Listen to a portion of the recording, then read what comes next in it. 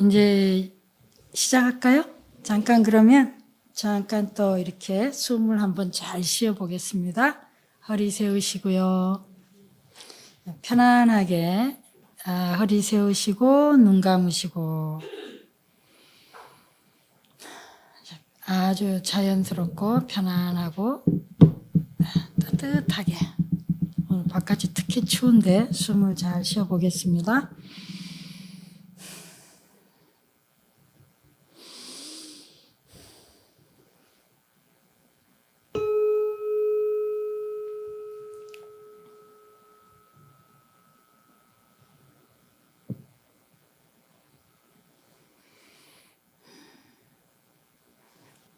자, 숨을 쉬시면서 마음을 몸에 집중하시면서 몸에 어디에 집중해야 할지 잘 모르겠다.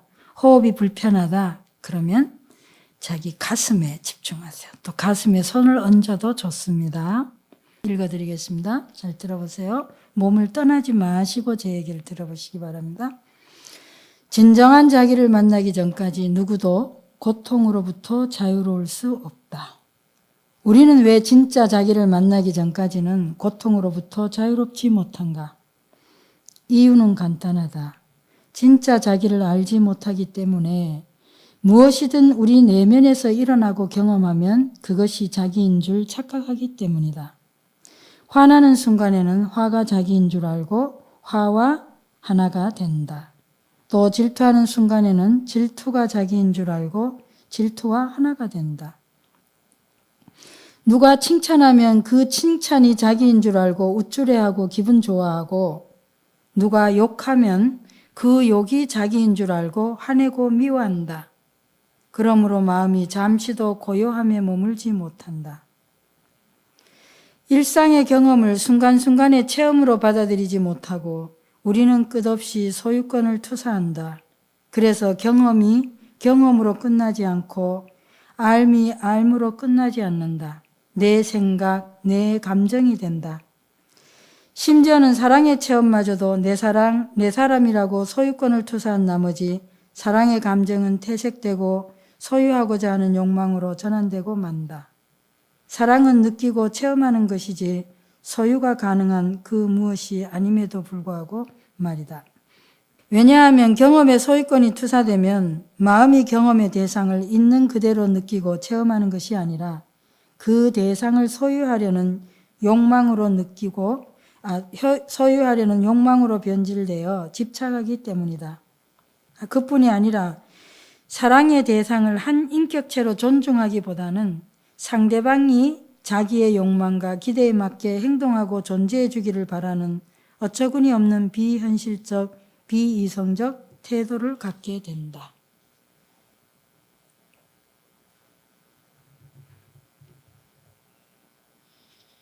사랑의 보복. 우리는 변심한 애인과 그의 가족을 폭행하고 살인했다는 뉴스를 자주 접하게 된다. 왜인가? 어떤 유형의 사람들이 그 같은 극단적 행동을 할까? 그들은 자기에 대해서 극단적으로 무지한 사람들이다. 유시각적으로 설명하면 팔식, 감각식, 정서식, 사고식, 자아의식, 저장식이 온전하게 조화되어 통합을 이루지 못한 탓이다.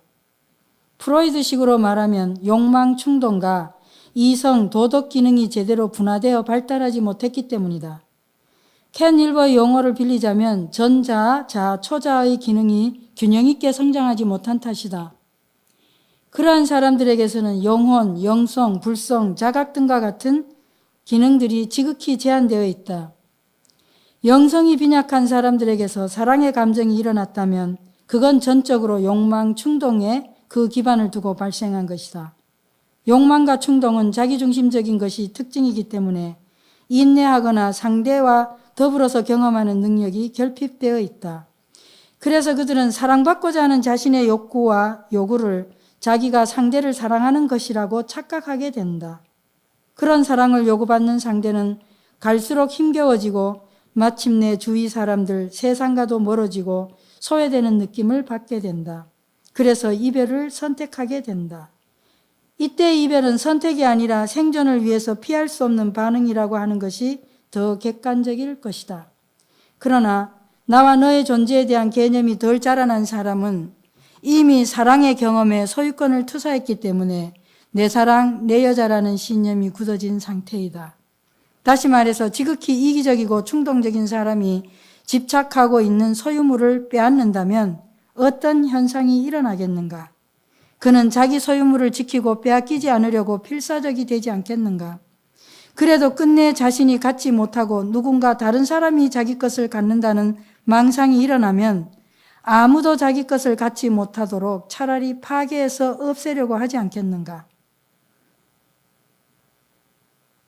진화 만나기 프로그램은 사랑을 주고받는데 어려움을 겪는 사람들을 위해서 올바른 사랑, 성장하는 사랑, 더불어서 함께 서로를 바라보고 세상을 바라보는 그런 사랑을 키워갈 수 있도록 돕는다. 사랑의 길에 걸림돌을 발견하고 제거하도록 도울 뿐만 아니라 그 걸림돌을 디딤돌로 변형하는 방법을 터득하도록 도울 것이다.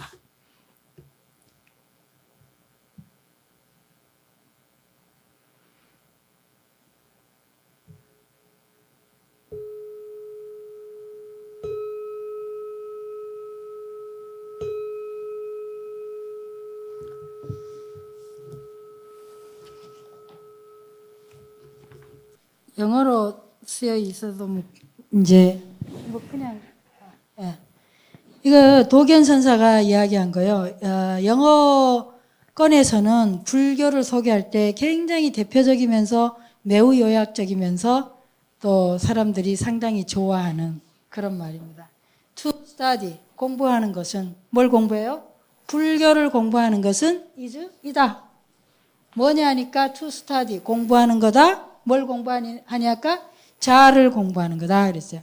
불교를 공부하는 것은 바로 자아를 자아에 대해서 공부하는 거다. 자기 공부네. 자기에 대해서 공부하는 거다. 그러면 자기에 대해서 공부하는 거는 뭐냐? 자기에 대해서 공부하는 건 뭐냐니까 is to forget 그랬어요. 잊어버리는 거다. 뭘요? 자기를 잊어버리는 거다. 그러면 자기를 잊어버리는 것은 뭐예요? To forget. 자기를 잃어버린다는 것은 is 이다. To become이에요. become. 되어지는 거예요. 어떻게 되어져요? intimate. 친숙해지는 거예요. 가까워지는 거예요. 친밀해지는 거예요. with.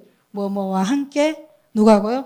all things. 일체와 함께. 일체하고 뭐 어떻게 해요? 친숙해지는 거다. 친밀해지는 거다.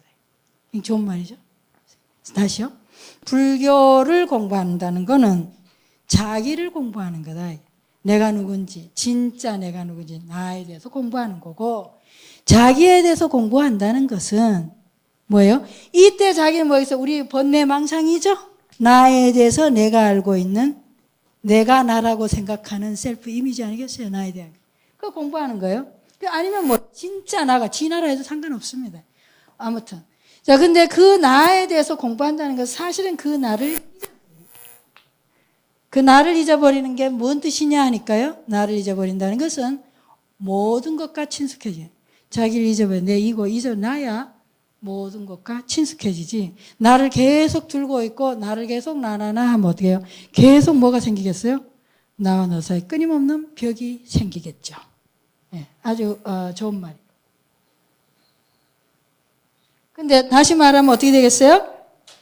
자, 자기에 대해서 공부하는 거는 우리가 맨 처음에 제가 이 수업에서 이너 마인드를 했어요. 내 내면을 살피는 거. 나와 조화롭게 되는 거죠. 내가 진짜 누군지 나를 알아가는 거예요. 그러면 내가 나를 알아갈수록 뭐예요? 나와 몰랐던 나 깨달아가면서 내가 스스로 나하고 화해하는 거죠. 나와 친해지는 거예요. 우리는 알고 보면 사실은 뭐예요? 나하고 안 친해요. 그러니까 내가 인정하고 싶지 않는 내 모습 항상 갖고 있죠. 그걸 뭐예요? 내 그림자처럼 따라다니게. 그래서 그런 나, 억압되어도 내가 인정하고 부정하고 그런 나. 그래서 그 나에 대해서 그 나에게 빛을 비춰주지. 그걸 영어로 섀도우라 그래. 그림자라 그럽니다. 정신분석학자 융이 얘기한 거예요. 그럼 그건 우리 무의식적으로 그렇지만 그림자란 건 뭐예요? 언제나 내가 아무리 밀어내려고 해도 늘 뭐예요? 날 따라다니는 게 나의 그림자. 나의 그림자 뭐예요? 내가 인정하고 싶지 않는 내 모습. 또 내가 미처 깨닫지 못하고 있는 내 모습. 난 그 그림자는 뭐예요? 항상 따라다니기 때문에 그림자는 빛을 비추지 않는 나는. 빛을 비추지 않는 한은, 빛을 비춘다는 뭔 뜻이겠어요? 자각하지 않는 거, 알아차리지 않는 거, 수용하지 않는 거. 그래 하고 수용하면 끝나는데, 그렇다고 천지 개벽이 되지도 않죠.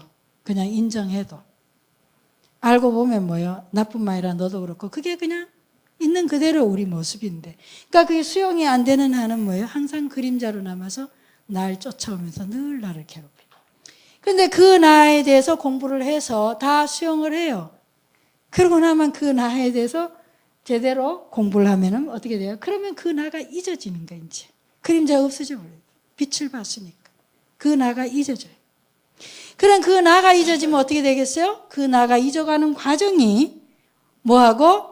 모든 이 우주와 내 주변의 모든 인연과 모든 대상과 친해지는 거죠. 예. 나를 잊으면 잊을수록 여기서는 뭐가 일어나겠어요? 여기 이너마인드라면 여기는 뭐예요? 인터릴레이션십이에요. 소통이 일어나는 거죠. 내가 나를 잊어가면 갈수록 어떻게 해요? 내가 주변과 친숙해져. 대화가 되는 거죠. 소통이 되는 거죠. 날 주장하지 않으니까. 그럼 친숙해지는 그 과정이 뭐겠어요? 나를 잊어가는 과정이 어떻게 됐어요? 역으로 소통이 일어나니까 뭐예요? 결국에는 모든 것과 친해지는 거죠. 모든 것과 하나가 된다. 뭐 그렇게 이해될 수도 있겠습니다. 그런 거 혹시 보셨어요? 우리 선시에서 오래된 연못, 개구리 한 마리, 풍덩.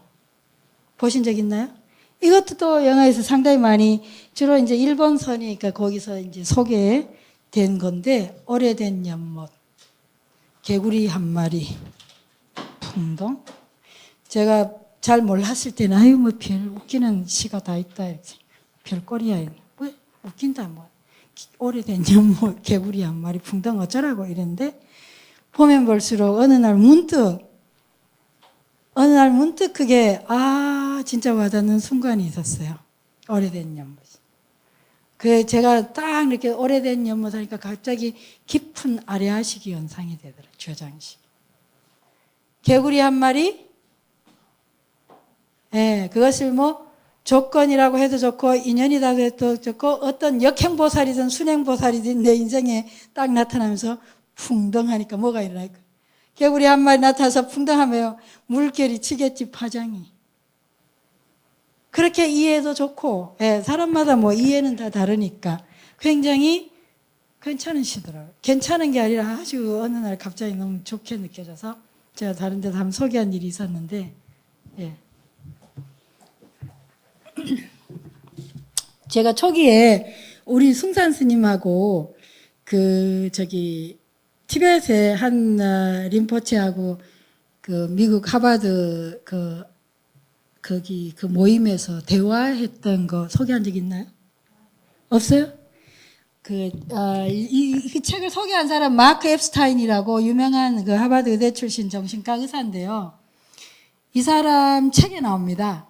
불교 심리 치료 책에 뭘 소개하고 있냐면은 자기가 이제 하버드 의대생일 때 그때 이제 처음으로 의대생 아니었나? 아니 뭐 아무튼 그거 잠깐 잊어버려. 학생 때 어쨌든 학생 때 이제 불교를 접했는데 그런데 이제 뭐 그때 당시에 우리 스님하고 티베트 스님하고 큰 고승의 어떤 말하자면 선문답이 이루어진 거예요. 그 제자들하고 선문답이 있다 해서 자 이제 굉장한 호기심을 가지고 그 선문답에 참석을 했어요. 참석해가지고 이제 그 책에 보면 그 아주 선명하게 기술을 합니다. 그 선사님이 탁 나타날 때 티베트 스님이 뭐 노란 옷인가 노란 가사를 하고 이렇게 쭉 등장을 했고 그런데 이제 그 스님이 조금 연세가 높았던가 봐요.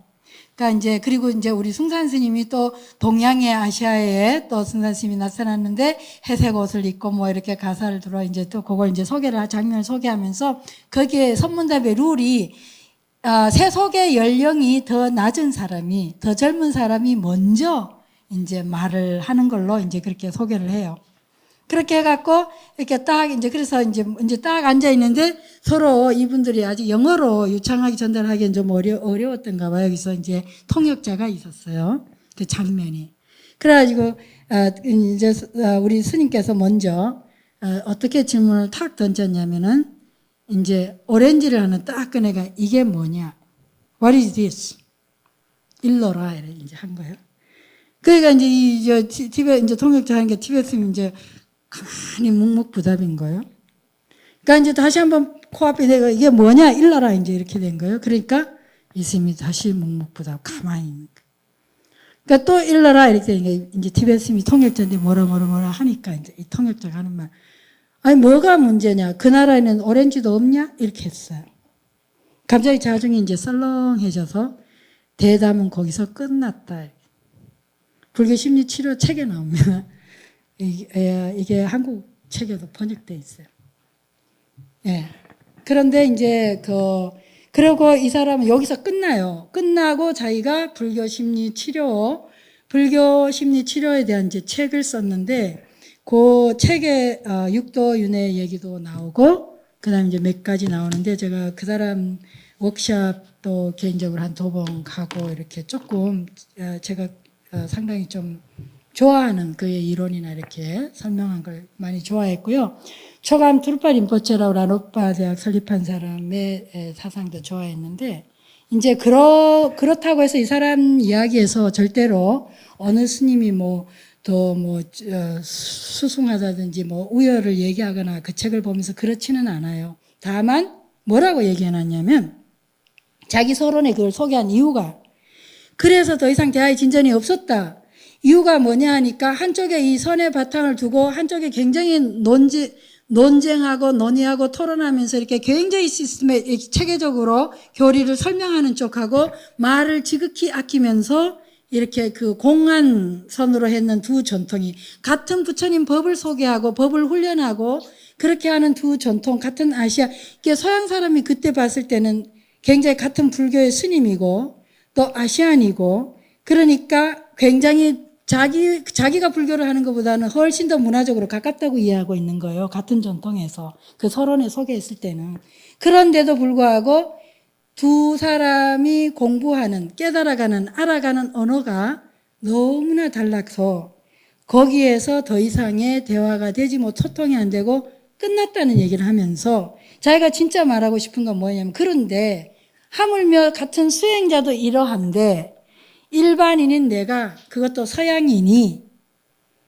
서양의 심리의 치료와 불교의 심리 치료를 통합한다는 것은 정말로 너무너무 이거는 어렵고도 어려운 시도요, 무리한 시도요, 한계가 있는 시도라는 걸 자기 서론에 쓴 거예요.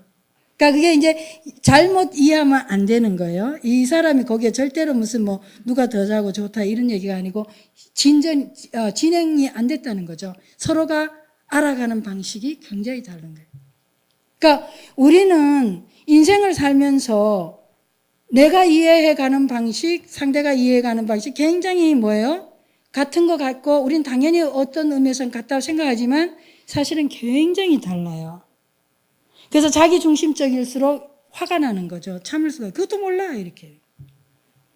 그것도 몰라가 아니라 굉장히 같은 언어를 쓰고 있지만 같은 공간에 있지만 사실은 우리는 굉장히 다른 시간대를 살 수가 있고 다른 공간에 있는 거예요. 그게 중중무진 세계인지도 몰라요. 실제로. 물리적으로 중중무진 세계가 확실히 있죠. 정신적으로도 중중무진 세계가 가능해요. 우리는 매우 그 정신적, 물리적으로 중중무진 세계는 이미 굉장히 이게 많이 밝혀져 있고, 우리는 이렇게 함께 이 공간에 함께 대화를 하고 우리가 시간을 보내고 있지만, 사실은 우리는 굉장히 서로 다른 세계에 지금 있는지도 모른다. 굉장히 중중무진 세계에서 서로 다른 세계에서 지금 제가 말씀을 드리고 있고, 여러분은 또 다른 세계에서 제 얘기를 듣고 있고 서로 다른 세계에 머무를 수도 있다.